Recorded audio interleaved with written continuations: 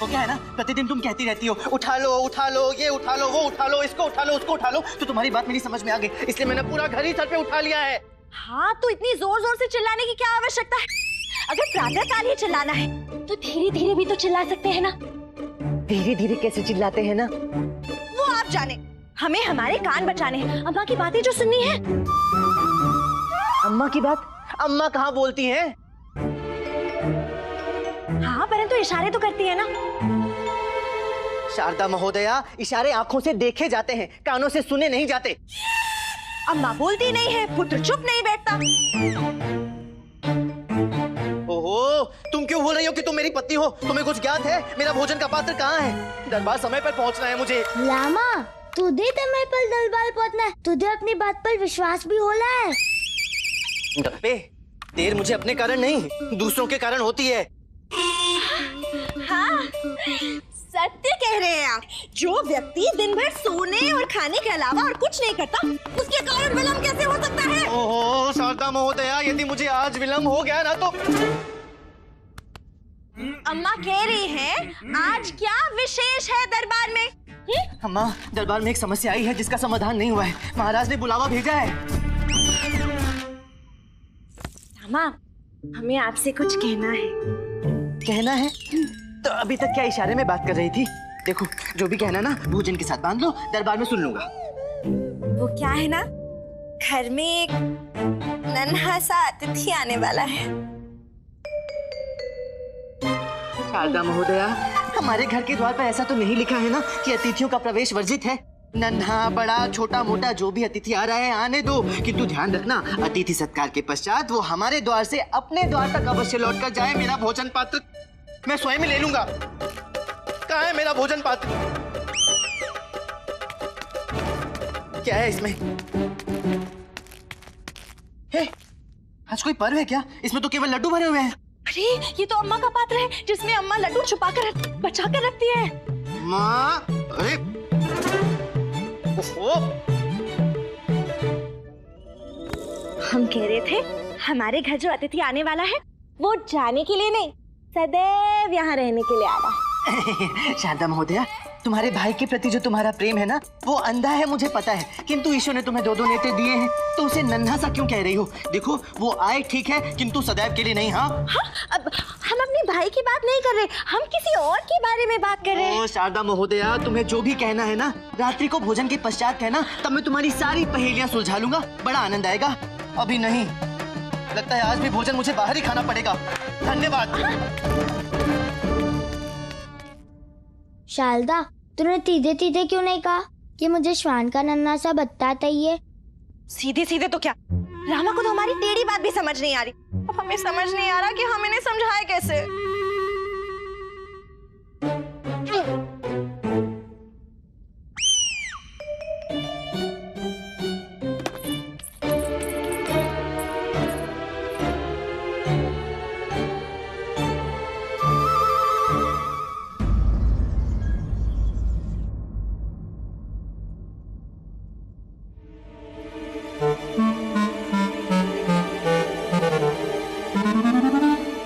दरबार में कृष्णा, मोहन और सोहन तीनों भाई हैं।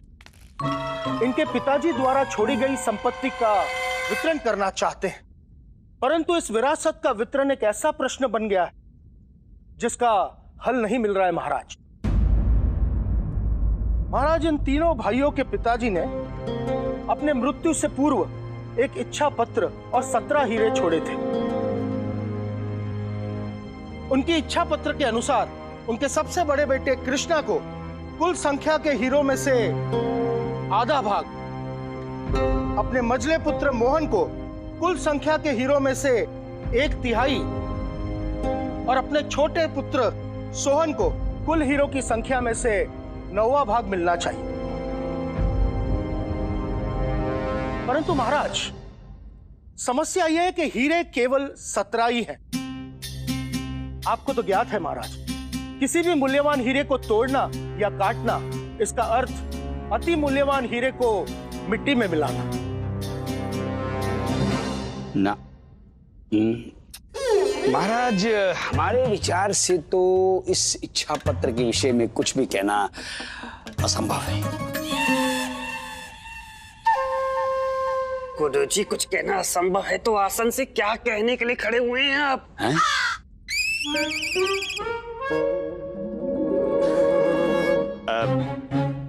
महाराज, जहां तक हम अपनी अद्वितीय अलौकिक शक्ति से देख पा रहे हैं,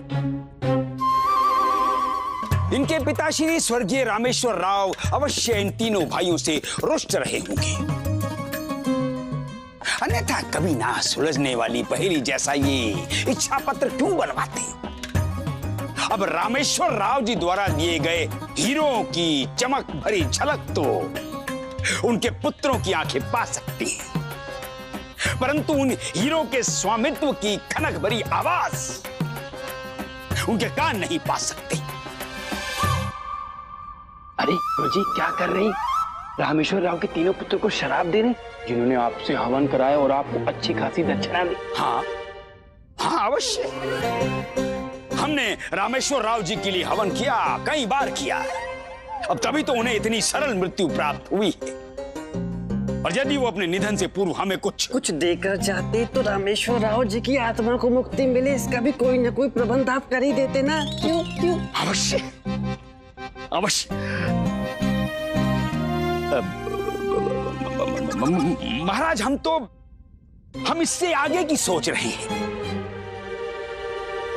हमारा ये विचार है कि यदि इन हीरों का वितरण नहीं होगा तो इसका अर्थ ये होगा कि उसका कोई स्वामी नहीं होगा।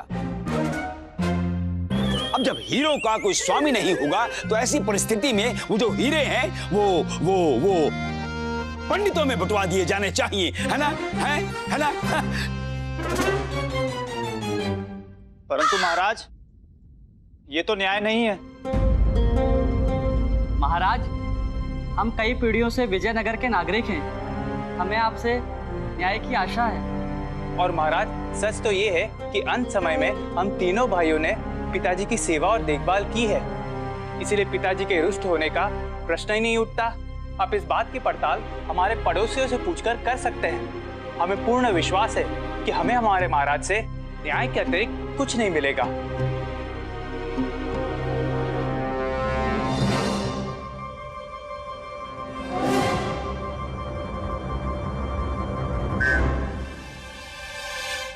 पंडित रामकृष्ण। पंडित रामकृष्ण। रामा,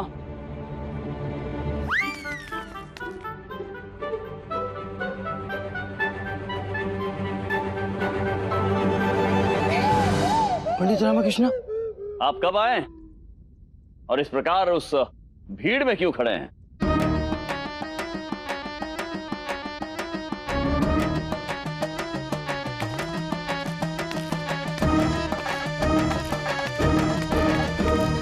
प्रणाम महाराज, वो मुझे आने में थोड़ा विलंब हो गया था और दरबार की कार्यवाही आरंभ हो गई थी, इसलिए मैं वहीं पीछे खड़े होकर सब सुन रहा था। अन्यथा दरबार की कार्यवाही में खेद पड़ता जो मैं नहीं चाहता था। तो संभवतः अब तो आपने मुद्दा सुन लिया है, निकालिए इसका निराकरण। नहीं महाराज, नहीं। इन्होंने स्वयं स्वीकार किया है कि फिर से विलंब से आए हैं, फिर से विलंब। महाराज, हम आपकी अनुमति लेकर ये कहना चाहते हैं कि आज पंडित रामकृष्ण से यह भी पूछ लिया जाए कि सदैव दरबार में विलंब से आने के पीछे इनका क्या कारण है, क्या विचार है इनकी इसी प्रवृत्ति के कारण पंडित रामकृष्ण प्रतिदिन आपका और इस दरबार का घोर अपमान करते हैं, और राजगुरु होने के नाते हम इसे सहन नहीं कर पाते और नहीं कर पाएंगे। बस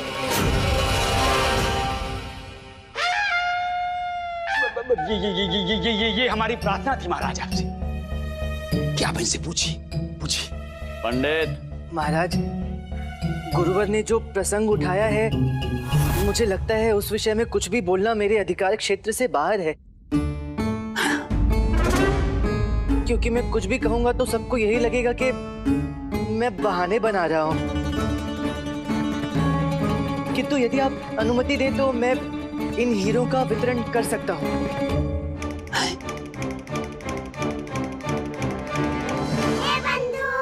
अरे रामा, तू तो मरेगा, साथ में मुझे भी मरवाएगा।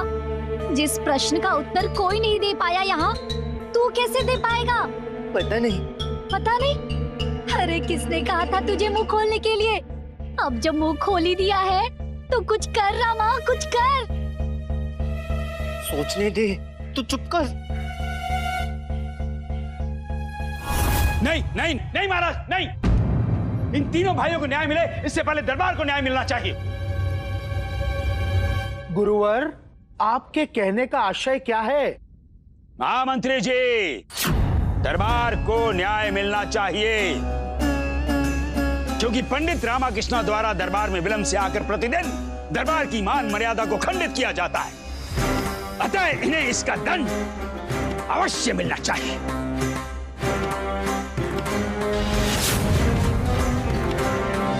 विजयनगर राज्य के राज दरबार की यह विशेषता, यहाँ का नियम, यहाँ का अनुशासन जी, और इनका उल्लंघन करने वाले को दंडित अवश्य किया जाना चाहिए, फिर चाहे वो उल्लंघन पंडित रामकृष्ण से ही क्यों ना हुआ हो।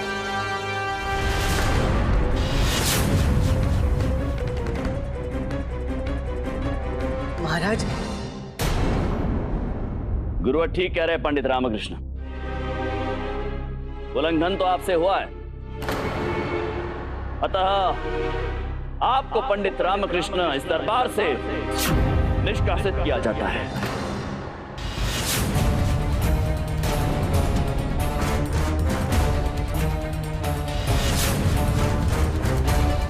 महाराज, मैं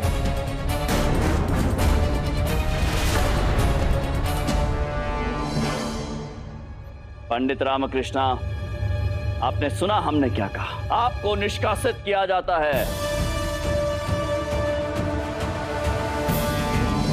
ठीक है महाराज, अब जब मेरा निष्कासन हो ही चुका है तो जाने से पूर्व क्या मैं याद के तौर पर भेंट स्वरूप आपसे एक हीरा मांग सकता हूँ?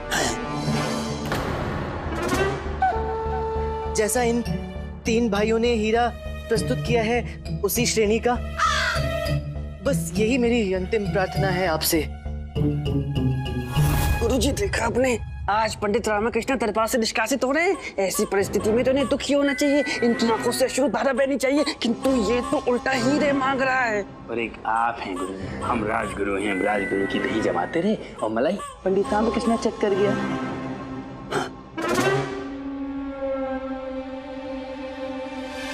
पंडित रामकृष्ण, आपका निष्कासन हुआ है, और निष्कासित होना कोई ऐसा कार्य नहीं है जिसके लिए शौर्य गाथा गाई जाए और उसके पुरस्कृत किया जाए। नहीं नहीं महाराज, नहीं नहीं नहीं, पंडित रामकृष्ण को कोई हीरा बेरा नहीं मिलना चाहिए।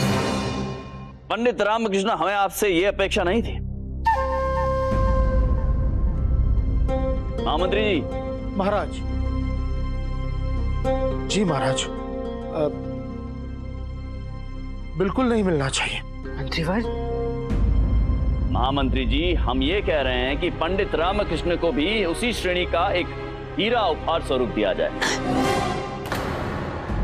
जिस श्रेणी के हीरे ये तीनों भाई लेकर आए हैं। जी महाराज, जो आज्ञा महाराज।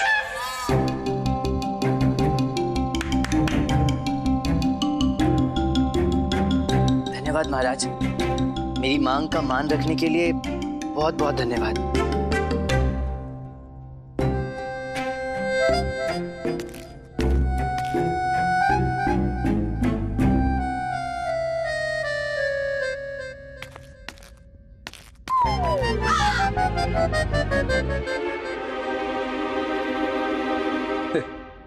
पंडित रामकृष्ण, ऐसे क्या देख रहे हो हीरे को? शायद आपको ज्ञात नहीं, सांच को आंच नहीं होती और राज के खजाने के हीरे की जांच नहीं होती। नहीं नहीं गुरुवर, मैं इसकी जांच नहीं कर रहा, मैं तो इसे केवल देख रहा हूं और सोच रहा हूं कि अब इस हीरे का क्या किया जाए। हाँ,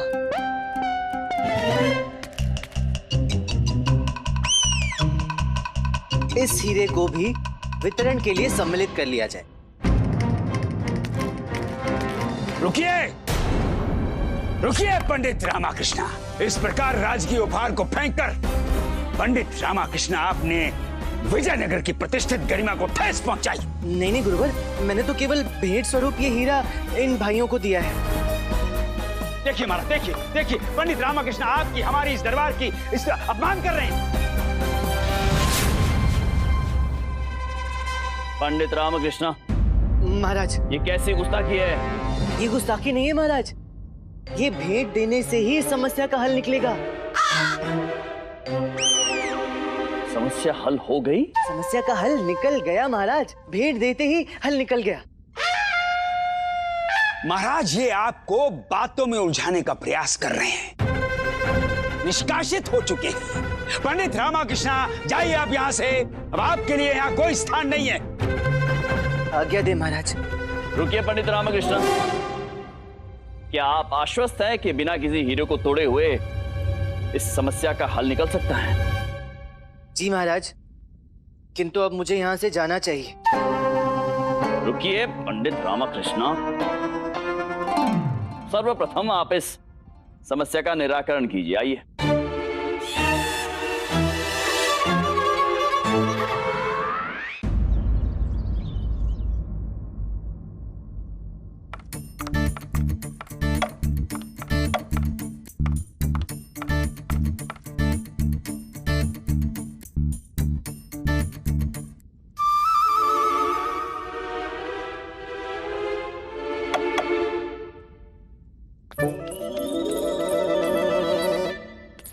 अम्मा पूछ रही हैं, तू खाने में ये सब खाएगा? मिलते क्यों पूछ लियो, मैं तो तिल पिलाओ मंगाए तो ताल दाने।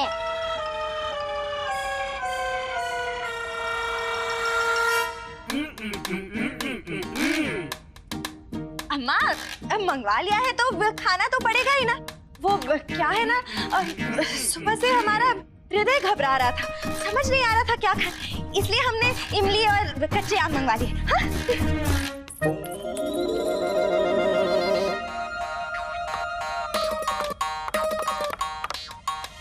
कच्चे आम सालदा खा लिया, खुद आप बोलियो अम्मा क्यों?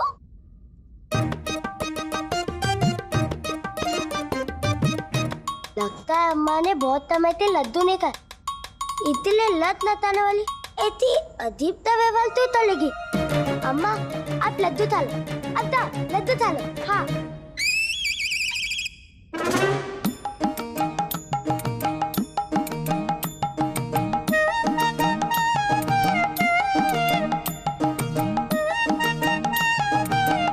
अम्मा, आपने अपना लड्डू मुझे दिया, अब तक स्वाद तो ठीक है ना?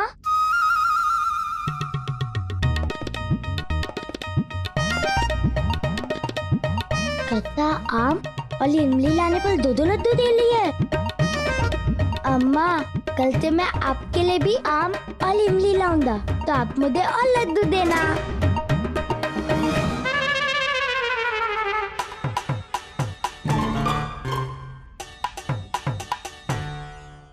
कृष्णा, मोहन और सोहन, अब आपके पास कुल 18 हीरे।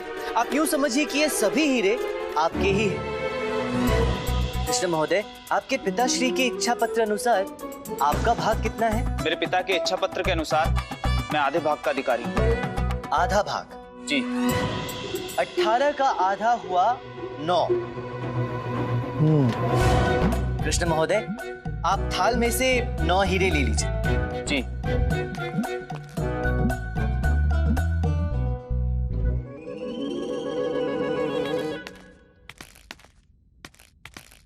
मोहन महोदय, आपका भाग कितना है? जी 1/3। 1/3 अर्थात तीसरा भाग। 18 का तीसरा भाग हुआ 6।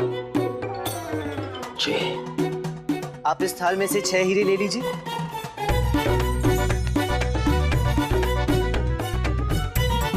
सोहन महोदय, आपका भाग कितना है? जी 9वां हिस्सा। 9वां हिस्सा? 18 का 9वां भाग अर्थात 2। आप 2 हीरे ले लीजिए।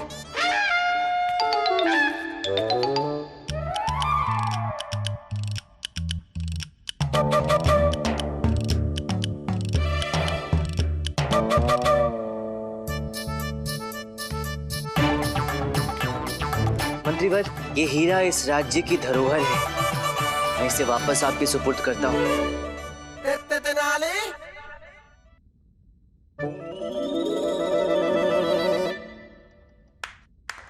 अद्भुत पंडित रामकृष्ण, साधो साधो। अद्भुत पंडित रामकृष्ण, आपने इस गुत्थी को सुलझाया तो आप इस हीरे के अधिकारी, फिर आप इसे लौटा क्यों रहे हैं? मैंने गुत्थी सुलझाई नहीं और उलझा दी, क्योंकि रामेश्वर राव जी के इस इच्छा पत्र में एक ऐसा गुप्त सांकेतिक संदेश है जो अभी तक उजागर नहीं हुआ है। फिर मैं किस मुंह से पुरस्कार स्वीकार करूं महाराज?